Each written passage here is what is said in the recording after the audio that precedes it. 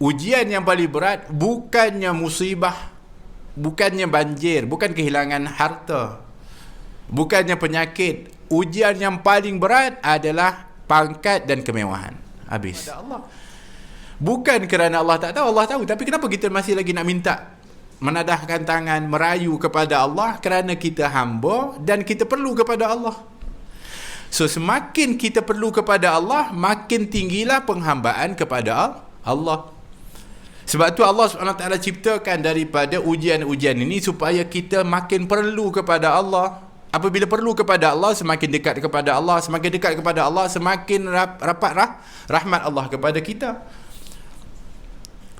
Tapi cuba kita tengok orang-orang yang ditimpakan dengan ujian kesenangan, kemewahan. Itu lagi berat. Kerana itu akan semakin jauh dari Allah.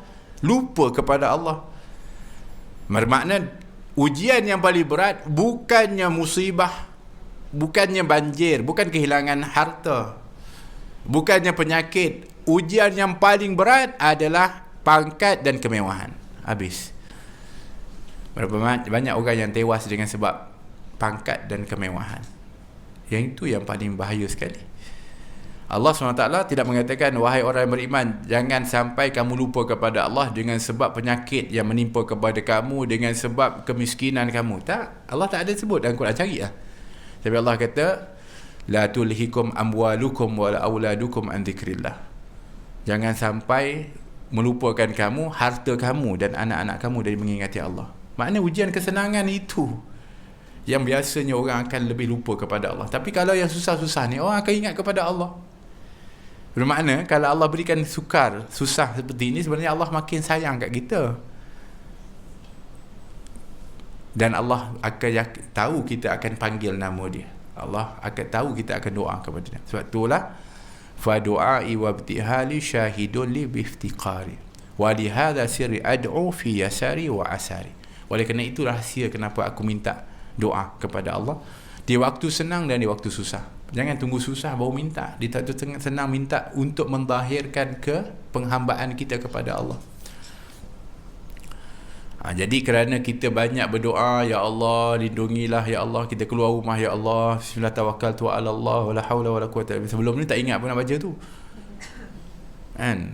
Ini paling banyak sekali, bismillahilladzi la yadurru ma'asmi syai'un fil ardi wala fis sama' wa sama'. Baru jadi amalan. Dulu orang suruh dah. Sekarang alhamdulillah buat, kan bagus tu. Baguslah. Kalau tidak tak buat, bukan tak tahu pun fadilat dia. Tahu berbuih dalam mulut ustaz tu. Kan? Ustaz bercerita, oh ni fadilat dia, fadilat Ridul Latif. Tak buat juga. Sekarang alhamdulillah adalah buatlah. Sebab apa? Oh takut nanti kena bahaya. Jadi kalau baca ni insya-Allah lah kita akan dilindungi oleh Allah. Macam tu. Ini hikmah. Ya Allah SWT nak makin dekatkan kita dekat dia, masih ingat dengan dia dan panggil dia. Dan Allah SWT sedang rindu kepada kita. Sebab dia kata Allah SWT, ya Daud, wahai Nabi Daud, kalau sekiranya hamba-hamba aku yang jauh dari aku, yang maksiat kepada aku, yang ingkar kepada aku, yang selalu membantah kepada aku, tahu betapa aku rindu kepada mereka, maka mereka pasti akan datang segera kepada aku. Allah kata aku rindu kepada mereka. Bukan kata rindu orang yang taat. Orang yang taat ni memang alhamdulillah dekat dengan Allah. Tapi Allah kata aku rindu kepada orang-orang yang maksiat tu, orang-orang yang jauh, yang zalim kepada dirinya sendiri. Aku rindu kepada dia supaya dia sebut nama aku. Maka tak ada jalan lain kecuali dengan diturunkan daripada ujian seperti ini, sehingga orang-orang yang sebelum ini lupa kepada Allah kembali ingat kepada Allah. Dan bukankah itu gambaran kasih sayang Allah SWT? Walaupun pada zahirnya kita mengatakan, oh kenapa Allah timpakan macam ini? Adakah Allah tak sayang kepada hamba-hambanya? Itu kita punya otak yang fikir macam itu. Tapi kalau iman kita berfikir, kita akan melihat betapa tingginya kasih sayang Allah SWT kepada hamba dia. Allah SWT ciptakan syurga ini untuk kita, bukan untuk Allah nikmati, bukan untuk malaikat nikmati, tapi untuk kita hambanya. Secantik-cantiknya diciptakan oleh Allah Subhanahu Wa Taala. Dan Allah Subhanahu Wa Taala letakkan setiap daripada hamba itu tempat di dalam syurga. Maknanya dalam syurga ni semua orang ada tempat dia. Oleh kerana itu disebutkan orang yang bertakwa akan mewarisi syurga itu. Kenapa masuk mewarisi? Kerana dia ni dah dapat syurga dan ada lagi warisan daripada orang yang tak dapat masuk syurga dengan sebab ingkar kepada Allah. Maka syurga itu seluas langit dan bumi disebutkan besarnya, diciptakan oleh Allah Subhanahu Wa Taala untuk kita ni hamba-hamba dia.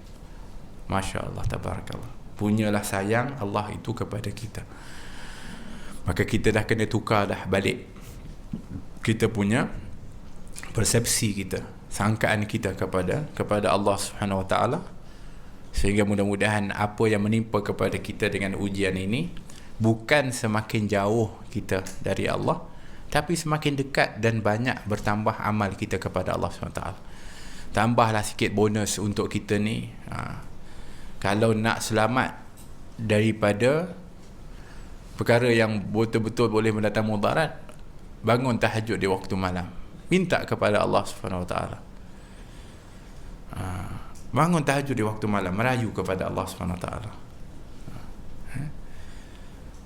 Pada waktu itu adalah waktu yang mustajab doa. Tak ada doa yang ditolak pada waktu itu.